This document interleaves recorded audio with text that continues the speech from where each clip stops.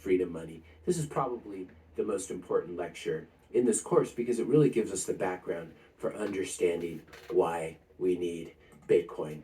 Now, what is money? Money is a social coordination mechanism. It's basically a mechanism that allows people to work together to make things, provide services.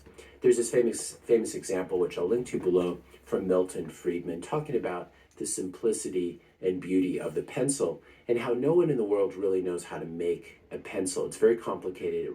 It requires many different suppliers, many different industries to be involved. You have to mine the graphite, turn it into powder, add a clay binder. You have to harvest the wood, cut it into a hexagonal shape, assemble it, ship it. There's so many levels of expertise that are needed. And yet the miracle of capitalism is we can buy one of these for just a few pennies. No one in the world knows how to make a pencil by themselves, how to get the wood, how to get the graphite, etc.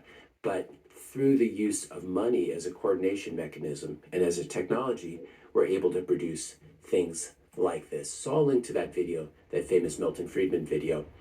Now, one of the corollaries of this is that if money is a social coordination mechanism and a way of a central pillar of the economy, when you mess with the money, you mess up the world. And this is really the story of the last 50 or 60 years, the global move away from a gold standard to fiat money. Fiat money is just paper money that's printed up by governments, or non-backed money. It can be digital money, it can be paper money, but it's not backed by anything. It's not backed by gold, and it doesn't have any particular scarcity. So if money is a social coordination mechanism, there are two types of economies. You have sort of centralized economies, central planning, like we had in the USSR, the old Soviet Union, or China under Mao and some of his successors. You can either have central committees deciding various economic things, like how much corn should be planted this year, how many shoes the factory should make. This is called central planning or centrally planned economy. And that didn't work very well. We saw the huge shortages in the Soviet Union, and we saw the mass starvation, etc., in China. So central planning, we know, doesn't work. We just know this experimentally or empirically.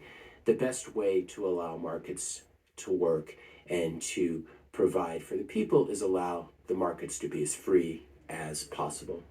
Now, in an economy, the value of money or the type of money is really the most important thing, simply because it's a measuring stick. You denominate everything in the currency. You measure everything with it, including all these economic variables like supply and demand for a product, which of course sets the price of a product, consumer prices, producer prices, gross domestic product, GDP, stock market capitalization, etc. If you're an economist, you're constantly dealing with dollars or euros or yen.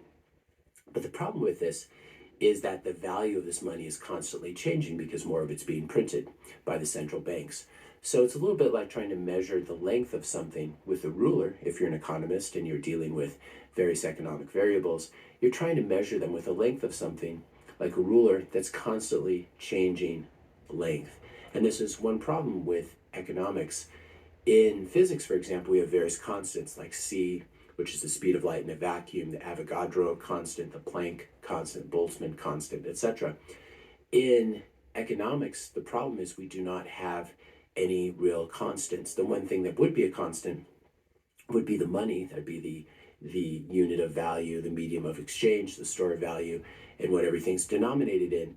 But we don't have this. It's not a constant because central banks are constantly printing more money. So it's like having to measure something with a ruler that's constantly changing length.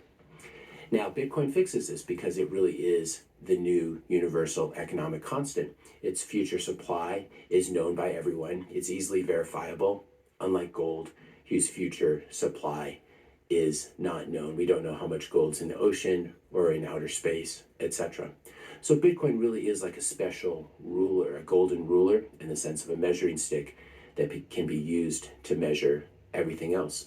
And when you denominate stocks or real estate or anything else in Bitcoin, even GDP or debt, you can see that we're getting huge currency devaluations. Even in places like Europe and the US, Australia, Canada, etc., which have traditionally had very stable currencies or relatively stable currencies. The US dollar has probably lost 70-80% over my lifetime, over the past 50 some years, but it's still been a much stronger, harder form of currency than the Zimbabwe dollar or the money in places like Venezuela or Argentina, where you have very rapid currency devaluations and inflation rates are in the thousands percent or even the millions percent. So here's your ruler. Bitcoin is the new ruler that measures everything. When the ruler breaks, when the measuring stick breaks, you end up with crazy things like in Venezuela, where people are actually weaving purses and bags out of the money because the money is so worthless after 13,000% inflation. This is from a couple of years ago. It's even gotten worse since then. So this is one of the central problems. And if you read history, if you read the history of the Roman Empire or the Weimar Republic after World War I, before World War II, and before the rise of Hitler, you realize that one of the central problems is the fact that governments control printing presses, especially in the modern world. Central banks and governments control the money printing presses, and they use these printing presses to steal from their citizens. So not only do governments tax you, they also surreptitiously confiscate your wealth through inflation. And the way this works is just currency devaluation, devaluing the dollars that you hold. So when a government central bank prints out more money, it's actively stealing from those who hold that currency and diluting them. When the Federal Reserve, which is the central bank in the US, or the ECB in Europe, or the Bank of Japan, BOJ, when they print up another unit of currency, it lowers the purchasing power of their currency everywhere else. And then your money buys less. It loses purchasing power. And this is especially bad in the context of taxes, because in the US, you work hard, you pay taxes anywhere from 10% to 50% or more, depending on where you live. If you live in New York or California, there's state income taxes that are added on top of it, so it can get very expensive, where you're actually giving up more than 50% of what you make. And then to add injury to insult, then the Fed prints up new US dollars and dilutes your after-tax holdings. So you're constantly fighting these two monsters. You're fighting the monster of taxation, and you're fighting the monster of inflation. And inflation in many ways is like a stealth tax. It's a very, raising taxes, for example, is often politically unpalatable. But with inflation, you can steal from your citizens if you're a government in a very a less overt way. You don't have to raise taxes. You can just devalue their holdings, print up some extra money for yourself as a government, and spend it. And so this is the problem of living under the fiat standard. The fiat money standard is you feel like you're constantly swimming upstream, or you're fighting one of these moving sidewalks, like at the airport, where it's moving one direction and you're trying to walk against it. This is life under the fiat system. So as we said, one of the big problems in history and in the present, governments control the money printing presses. They use them to steal from their citizens. Bitcoin fixes this just through its maximum supply cap of 21 million Bitcoin. And no government can alter this or print more. And if you own 1 out of 21 million Bitcoin, or a fraction out of 21 million Bitcoin, your percentage share of the wealth will always stay the same. You can't be diluted. Governments can't print more Bitcoin. Rich people can't print more Bitcoin. Banks cannot print more Bitcoin, or central banks cannot print more Bitcoin. And this max supply cap of 21 million is also very reliable. It will never be raised, simply because those who run Bitcoin Core, which is the main software, on their full nodes will never choose to dilute their own wealth by raising the supply cap. This will make a little bit more sense after the next lecture, in lecture 2, when we talk about how the Bitcoin network actually works. Now, your money, whether you're rich, whether you're poor, or somewhere in between, your money is the product of your sweat, your labor, and your time. So this is one of the most insidious things. When the government prints more money, they're not just stealing your money, they're actually stealing a piece of your finite time on Earth. Taxation is one thing. It's done overtly. It can be used to fund governments. It can be used to build beautiful public spaces and parks and highways and useful things. It can also be wasted. But what's very insidious about inflation is that it is a stealth tax. And when your money is stolen by central bankers, they're basically stealing a portion of your life force and your time. And this is one of the most evil things I can imagine. Now, Bitcoin fixes this. Bitcoin is the hardest, best money ever created in human history. To create a great civilization, you need to build it on sound money. This is one problem that happened in the Roman Empire once they started to dilute their money and have less precious metal in their coins and shave the edges of their coins, etc.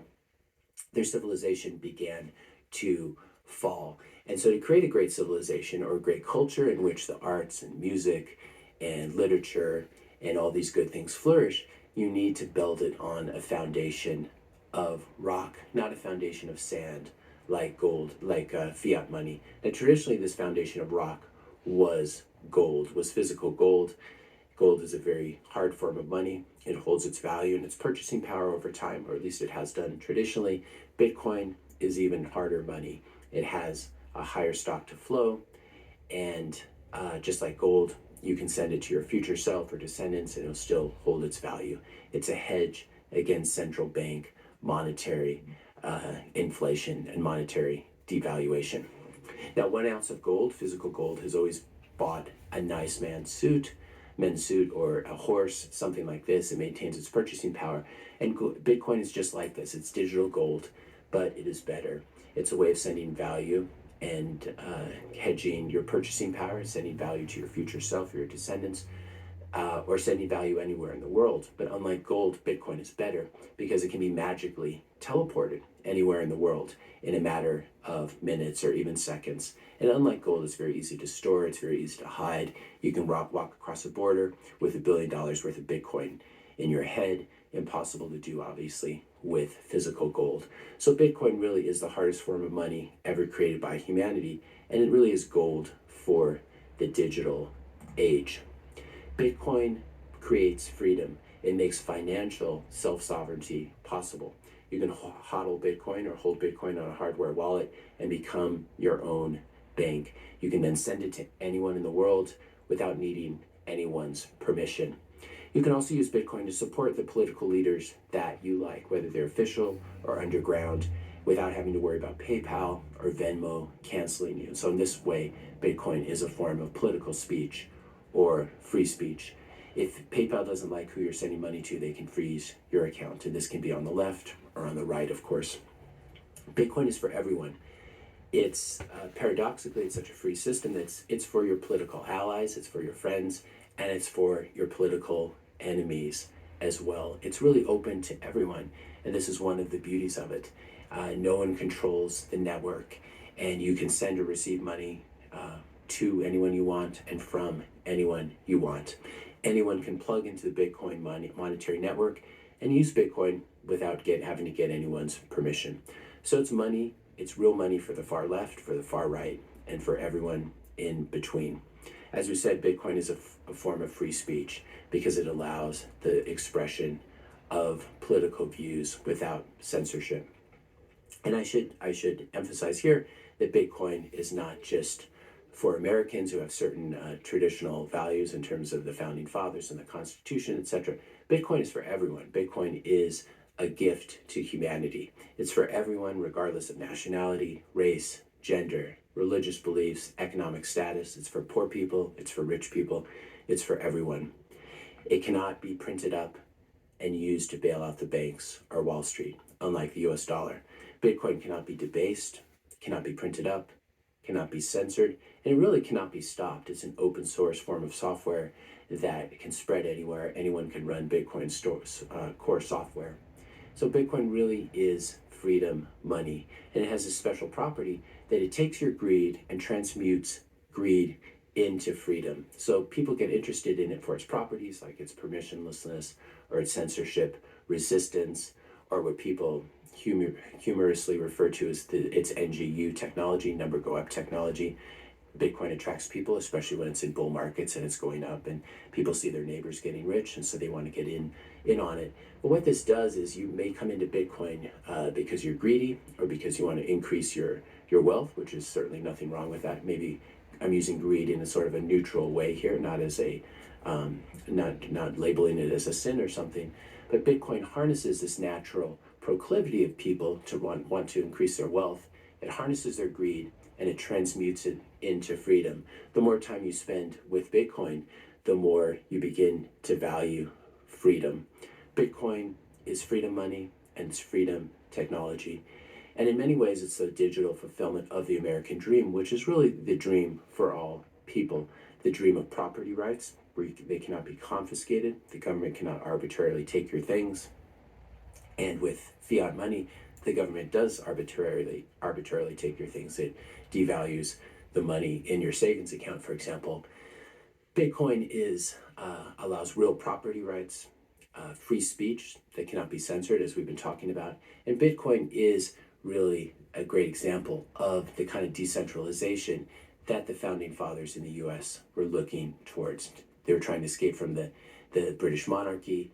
They didn't want kings and they didn't want any centralized rulers, so they created the system of we have the three branches of the government, the judicial and executive and legislative, and then you have states' rights. And so there's no power that is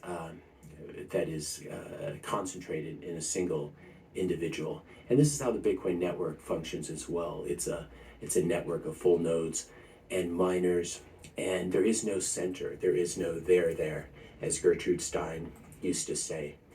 Now, when you learn about Bitcoin, when you start to hodl Bitcoin, even really small amounts, just a few dollars or a few euros or a few yen, it begins to set you free. And it really sets you down this path of thinking about your individual rights, how you can protect your family, and how you can live a life free from external interference. When you own Bitcoin, you no longer have to worry about being canceled. You no longer have to worry about keeping up with inflation and trying to preserve the purchasing power of your retirement funds. But the problem with hodling Bitcoin or holding it for the long term is you'll be subject to a lot of volatility, market oscillations, and constant FUD, fear, uncertainty, and doubt. All these worries about, is Bitcoin controlled by China, or does it use too much energy, or is it too volatile, or is the government going to ban it, these sort of things. And so in order to let Bitcoin become your freedom money, you need to understand how Bitcoin works at a really deep level. Otherwise, when Bitcoin does one of its periodic crashes, you'll just exit. Bitcoin has crashed from $100 down to $10. It's crashed from $20,000 down to $3,000, and it's crashed from $64,000 down to about $30,000. But again, it keeps moving higher. And the only way you'll be able to hold on is if you have a good Bitcoin education and you understand how it works at a deep level. Why are there 10-minute blocks? Who actually controls the Bitcoin network? These kind of questions. And once you understand how Bitcoin works at a technical level and in terms of its beautiful construction, then you will be able to hold your Bitcoin for the long term without worrying about the latest clickbait headlines. And that's really what I wanted to walk you through in the next lecture. I want to teach you about the secrets of the Bitcoin network, how it actually works, why the blocks take 10 minutes, etc. So when you encounter this FUD and these clickbait headlines, you will not panic and sell your Bitcoin and lose your freedom money. So this is what we'll discuss in the next lecture, and I will see you there.